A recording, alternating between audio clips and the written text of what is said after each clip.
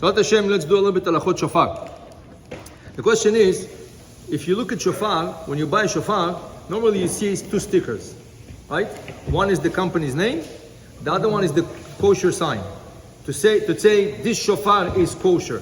The question is, you don't eating it. If you eat it, you need a kosher sign, right? Why does a shofar need a kosher sticker, right? Now, if you don't buy it with a kosher sticker, I'll tell you right away, you're taking a risk, it might be not kosher. But let's explain what is the kosher part of the shofar. Number one, you have to make sure the animal from what you take it is a kosher animal. This is number one, right? So usually you take it from rams, which are kosher, right? But there's also deers. And not all deers are kosher. Rav Shlomo Amar, he was the Rishon LeZion Israel. He was the chief rabbi of Israel a few years ago, like 10, 15 years ago, I think. And his time, when he was the chief rabbi, somebody brought to Israel what's called the red deer from Argentina. And this deer, right, had split hooves, like the Torah recommends, split hooves, and it was ruminant.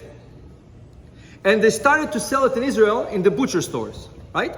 Now, the problem is, the Rabbanut, the one authorizing the import into Israel, never consulted with the rabbi.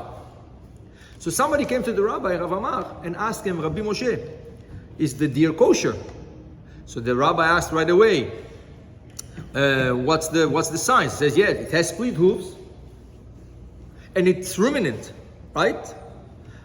So the rabbi said, but you know that's not everything, okay? Though the Torah says, mafris parsa v'ma'ale gera, split hooves and ruminant, that's not all the signs. That's why we have a Gemara called Masechet Chulin. In a Masechet Chulin, you have like 100 pages speaking about all the signs of kosher animals. The Torah spoke about two, but don't forget, we have two Torah. We have the written Torah and the oral Torah. In the oral Torah, there's more signs. Okay, so the rabbi says, I want to see the deer. Show me the deer. They showed him the deer, right? And the rabbi said, okay, he knows somebody in Yerushalayim, which is a zoologist, which makes research on animals, on kind of thing. He calls him up. He says, tell me, did you ever hear about the red deer? He says, yeah. Do you have maybe a skeleton? Sheled? He says, yeah. Come to my place. He has a big place. Come to my place. I'll show you. The rabbi went over there.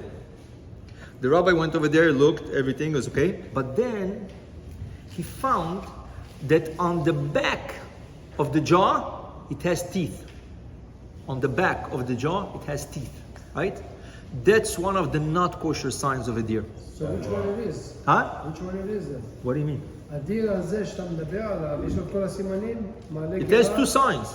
But the fact that the jaw on top, the top part of the jaw has like canines, if you want, on the top, all the way hidden in the back. All the way hidden in the back. In the front, he didn't see anything, but all the way hidden in the back, the Gemara says clearly it's not kosher.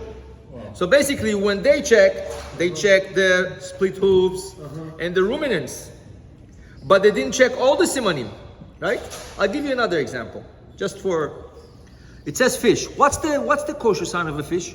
Right. But the Gemara says fins and scales. Fins and scales.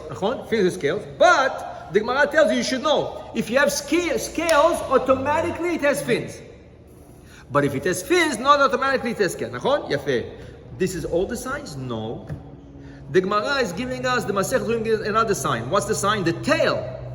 The tail is split. It's like this. It's like going like this or like this, right? Either like this or like this, right? This is one of them. It has to have a backbone, right? Amud shidra. Few more signs. So scales and fins, it's not only sign. Yesh od simanim. The head has to be pointy. The head is pointy, not rounded off. Cannot be round. Has to be pointy. There's more signs. So you see, if you don't learn the Masechet Chulin, and you base yourself only in Parashat Shemini, where the Simanim is.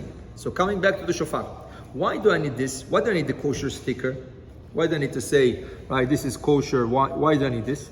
The reason is because first of all, who says the horn comes from a kosher deer? Maybe it's not a kosher deer. This is one.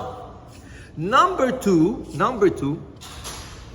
if a horn has a hole, right? Lo kasher. Now you can fix it. How do you fix it? Two ways to fix it. Kosher way, not kosher way. The not kosher way to fix it is to put glue, paint it, sand it, and then it looks perfect. You wouldn't know there was a hole there, right? And why do we need to fix the hole? Because the hole makes the air come out and changes the sound of the natural sound of the shofar. By fixing it, you are switching again the sound of the shofar. So if there's a hole, right, it's not kosher. Now there's a kosher way to fix a shofar. How? This is like a bone. This is a bone. How do you fix a bone? You take a bowl with boiling water, you stick it inside the bowl, it becomes like wax. It melts, almost melts. It doesn't melt completely, but it almost melts. When it starts to get into the melting point, with a brush, you take the bone and you smear it over the hole. So you never introduced an external material to the shofar. Like glue is not the same material. So basically I can take from the bone itself and smoothen the shofar. So I stick it into hot water, right? And then I spread the bone, which is now very soft, like wax, and I close up the hole. This is the kosher way to close up a hole, right? Now painting, some shofar are black because they painted black. Some shofar are shiny because when they sand it right to give it the shine, right? Some shofar are rough. All this is nothing. Basically, the main part is the hole, right? So basically, you go to Morocco. I'll tell you where is the problem. They say Moroccan shofar are the most easy to blow in, right? The other ones, the rough rams, shofar is a little bit harder unless you have a back experience of a lot of years, right? The rough horn of the ram is a little bit hard to blow, right? You see those big Temani thing? They're very hard to blow. Okay, so Moroccans, they make it thin.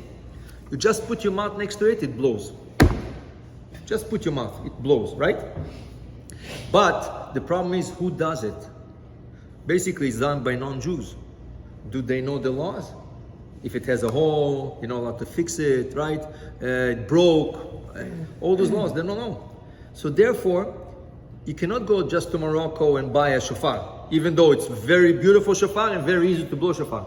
You have to make sure you have the kosher sign, right? You have to have the kosher sign to tell you that this factory is under surveillance of a rabbi that comes inside and he checks the stock. If you saw the video that we did for the kids last week on Sunday, the guy has over there over 1,000 shofar.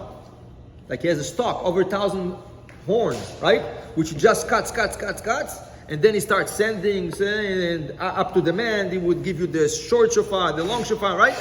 So you must have the kosher sign to make sure this shofar was not worked in a not kosher way. It's basically the kosher thing.